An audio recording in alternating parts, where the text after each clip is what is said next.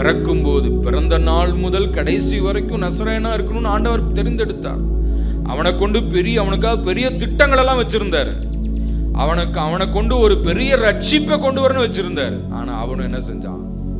அவன் பெரியவனான போது தன் மனம் போன போக்குல போய், அதே மாதிரி ஆரம்பத்துல ரட்சிக்கப்பட்டு ஆண்டவரை ஏற்றுக்கொண்டு வரும் பொழுது ஆண்டவரேன்னு இருப்போம். கொஞ்சம் வசனம் தெரிஞ்சு, கொஞ்சம் சத்தியம் தெரிஞ்சு, கொஞ்சம் வளர்ந்ததுக்கு அப்புறம் மனம் போன போக்குல போய், ஆமேன், தெளிலால் மடியில படுக்கிற மாதிரி இருந்துச்சுன்னா என்ன ஆகும்?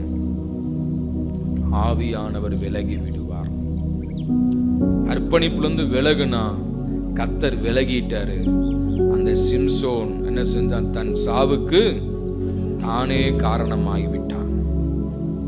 அவன் பாதியில இழந்து போனான், அர்ப்பணிப்புல விலகி போனான்.